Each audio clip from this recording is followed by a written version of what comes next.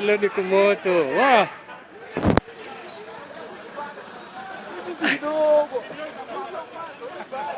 Wow. Hapa tunamaliza mshindi.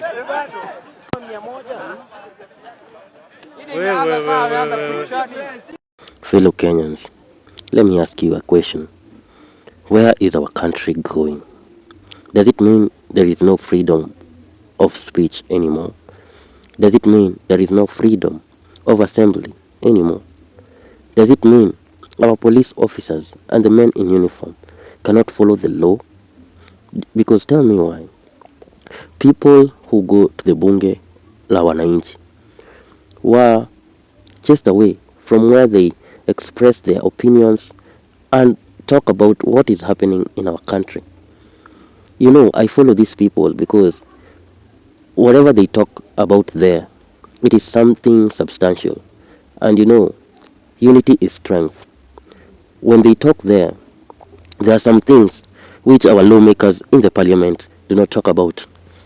And this is because, as most of you know, that the parliament is kinda taken by the executive.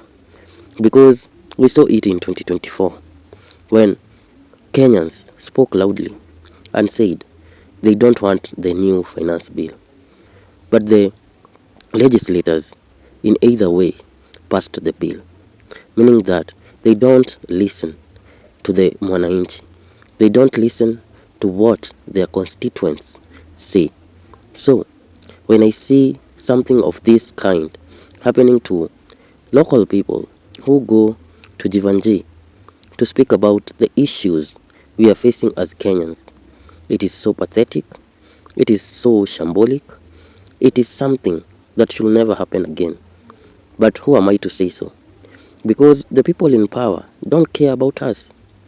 They really don't give a flying F about the normal people. Every time, they will use force to make sure people are silenced and people don't talk the truth.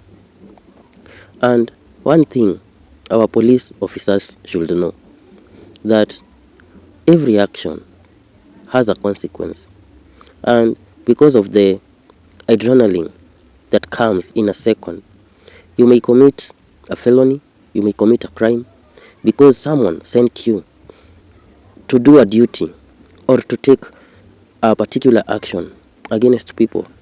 And when you go there, things turn out like what you never expected. And because of that, the eventuality comes out like you never expected to. So in that nick of time, you find that maybe you can use excessive force, maybe you can do something which will render your life useless. Because we have seen it.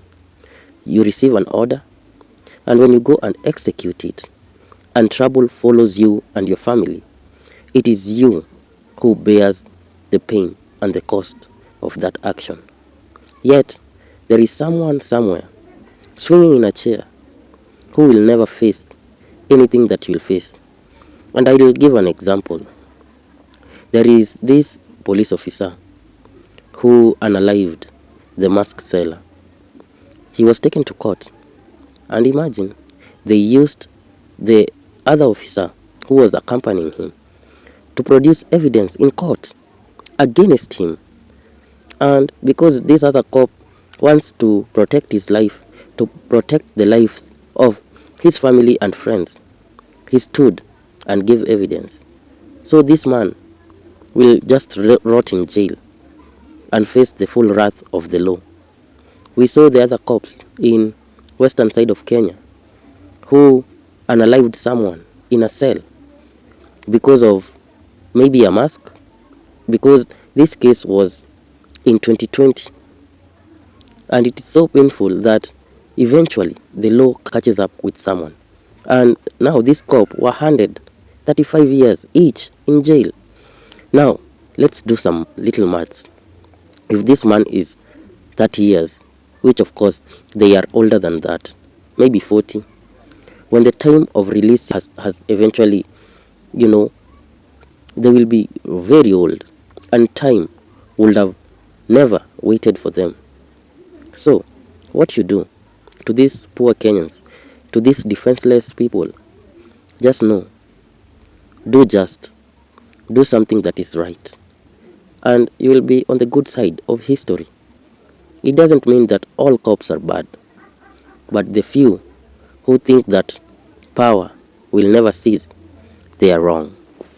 So we need to put the interest of Kenya as a country first, before the interest of any person, any politician, any big man, any man wielding any kind of power.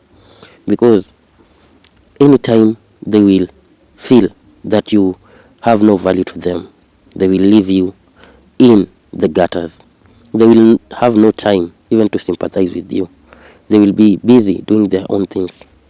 So it is time for us to come together and think about our country, because so many things are happening and we need to stand for each other. Kenya should be very, very far. But as the way things are going, I'm telling you for free, this rampant corruption, these extrajudicial killings, injustices will take us absolutely nowhere. And it is up to us to make a good life for the coming generations, where our country will be adored and admired, where everyone would like to come and visit, not because we are the best in the world, but we will create something even better than what people perceive. It has been your host, Anonymous Whistleblower, even though not feeling quite well, but I chose to put Kenya first, and we have to discuss the Kenyan matters, because Kenya is our business. Please like, share, and most importantly, subscribe. Till the next one, cheers.